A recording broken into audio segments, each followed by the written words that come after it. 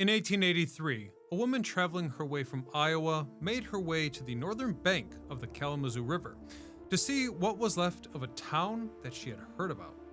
Upon arrival, she found about a dozen houses, a hotel, and part of a mill which was partially buried in the sand, structurally intact but completely deserted. She later wrote in her notes that the place was, quote, in good shape and that not a person lived there. Although within a decade, the town was entirely gone. As far as we know, the last report of buildings here come from 1894, when two boys seeking warmth after a long winter's walk were said to have set fire to what remained of a hotel roof. And once that last structure was burned, the dunes took the rest. That town was Singapore, Michigan. Founded in 1836 as a would-be rival to Chicago, it was once so powerful that it had its own currency, bank vaults, hotels, city hall, structures which have since been consumed by the dunes of Lake Michigan sand. And here's the thing, no serious excavation has ever been conducted, but we are sure that the remains of the town are still down there. So how does a financially powerful city just vanish beneath sand dunes, and what remains? Stay tuned to find out as we uncover the story of Singapore, Michigan. I'm your host, Ryan Sokash, and you're watching It's History. This story begins in New York with a man named Oshea Wilder. Wilder was born in Massachusetts in 1784, where he learned blacksmithing and surveying from his father before ultimately serving in the War of 1812. By the early 1820s, he had settled in Rochester, New York, and by 1831, he joined the westward rush to Michigan, pioneering, where he built a sawmill and held a number of local offices. Within just a few years, the state governor appointed Wilder to the commission charged with locating the seat of Allegan County. And it was that work that brought him to the mouth of the Kalamazoo River for the first time, where he made an observation that redefined the rest of his life. You see, the Kalamazoo runs west across the state before bending north into the lake. At that bend, the river formed a protective natural harbor, which was one of the most reliable on the lake's eastern shore. Additionally, the forests upstream were dense with white pine. As for the closest settlement, well, it sat just 2 miles to the south and was barely a village. Seeing this, Wilder recognized that whoever controlled the river's mouth would come to control the lumber trade for the entire region. A region that, I might add, was rising fast. By 1836, he convinced 4 New York investors to contribute $25,000 to the venture. One letter to his partners made his ambitions explicit, reading, quote, "There is but 2 or 3 points of Lake Michigan of more importance than this town." He wrote, "And except Grand River, it has the best natural harbor on the east side of the lake." So in that context, he named his planned city Singapore, after the Malaysian trading port, and set about laying the streets. By the spring of 1837, the first mill was up and running. Barracks and houses had gone up, a company store had opened, and the Astor Hotel, built at a cost of $60,000, was already being described as the finest hotel in Michigan. Apparently, people traveled from miles by buggy just to eat in its dining room, which happened to double as the town's dance hall. So with the town up and running, in 1838, Wilder chartered the Bank of Singapore. And this was not unusual. Michigan's banking laws at the time allowed any group of citizens to establish a bank and issue paper currency, provided they maintained a gold reserve available for examination. These banks often had a reputation for being placed in remote locations, so that examiners had difficulty reaching them before the coins could be quietly moved to the next institution en route. In other words, many of these banks were faking their reserve, and Singapore was no exception. One former settler, Stephen D. Nichols, later remarked, quote, "The money was good enough at home, but you couldn't travel on it any further than you could on a piece of birch bark. Even so, a New York mint printed $50,000 in Singaporean banknotes across several denominations." Daniel Wilder served as bank president, with Robert Hill as cashier. And like I said before, the operation seemed a bit dubious. One account suggests that the bankers moved coin from bank to bank along the examiner's route by canoe, so that the funds always appeared in order. However, this scheme went terribly wrong when the canoe struck a submerged log, overturned, and dropped the gold into the river. And so it's not surprising that with such an allegedly corrupt operation in place,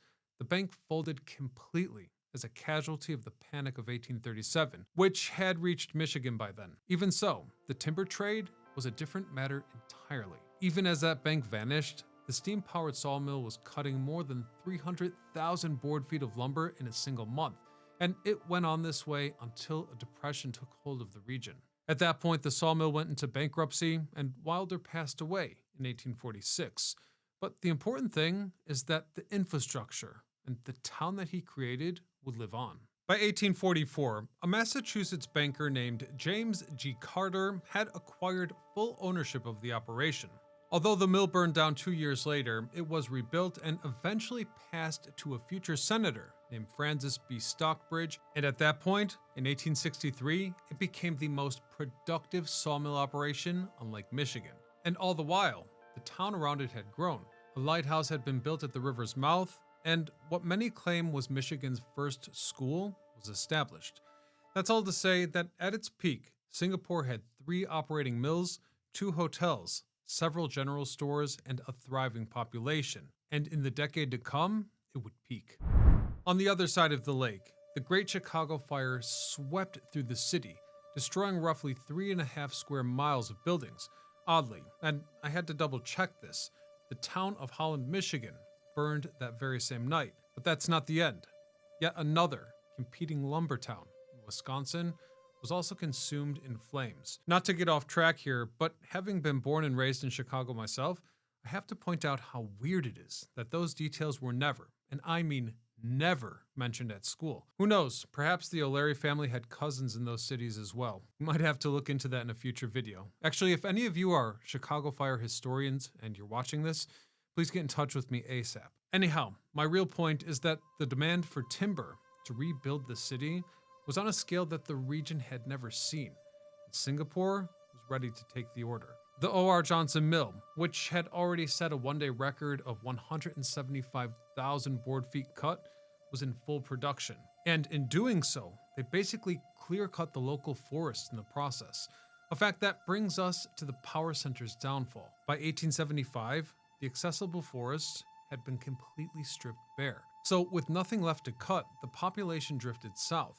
The mill operators moved on to new enterprises, and the supporting businesses of the boomtown shuttered, and what was left behind would soon be inundated by sand. You see, the dunes on the northern bank of the Kalamazoo had always been present. Indeed, they existed between the town and the open lake, but that was never a problem as long as the surrounding forest provided windbreaks and root systems to keep those dunes in check. Hence, when the lumberjacks stripped that land bare, they removed the only thing keeping the dunes in place. This is why the dunes began that eastern migration at a rate of up to 15 feet per year. One former resident who watched this process described what she saw in rather precise terms, recalling to newspapers, quote, "The sand moved gradually while the town was still inhabited, and no one tried to stop it. At first, it filled the streets to the level of the porch floors, then the windows, then the eaves, the gables, and eventually the chimneys." So if we circle back to the intro,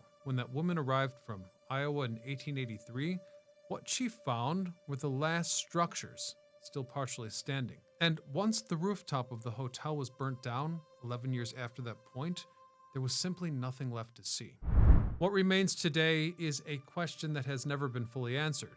It's been estimated that around 10 buildings were salvaged before Singapore was abandoned. Some were moved by raft up to Kalamazoo, others were slid across the frozen river on wooden logs, as one 2-story house ended up in a nearby city. As for the bank, that was also relocated to Butler Street, where it eventually housed a bookstore and gallery. However, in 1971, a few red bricks surfaced from the sand near the old river channel. They were made of pressed Boston brick and identified as coming from the bank's vault, which is perhaps why historian Larry Macy has called the town Michigan's Pompeii. Since the burial was dry and the sand drains well, something like submerged timber structures or bricks would not be subject to waterlog. Further validating those claims is Eric Golinek, executive director of a respected historical society, who suggests that the framing of Singapore's greatest buildings might survive under the sand. He was reported stating, quote, "If you were to take a giant shop vac and suck up all the sand of the North Shore, It would reveal the remains of a once bustling port town. And as simple as that might sound, no serious excavation has ever been done. The land is privately held, though in 2017, the Army Corps of Engineers ordered an archaeological survey as a condition of a marina permit process, citing the potential for historically significant resources. In that case, a plot map from 1873 reappeared. It was entered into the proceedings, showing things like the cemetery and, of course, the sawmill positioned at the turn of the Kalamazoo River. Though the newspaper clipping I found this in also cited that the developer was required to hire the archaeologists, and since it would be privately funded, he would not be obliged to make the findings public. So we're almost sure that something is down there, but for now at least, that secret will remain lost in the sand. That's the story of Michigan's buried city, and a special thanks to the viewer who submitted this idea. And I also feel like it's time to start focusing more on viewer submitted topics. So if you have a tale of urban decay that you think we should explore, or if you're an expert and you'd like to be a guest on the show, use the submission form in the description to send me your proposal. Otherwise, you can also support the project by joining our members area and subscribing. Otherwise, until next time. Wait, I already said otherwise. One more time. Until next time, this is Ryan Sokash signing off.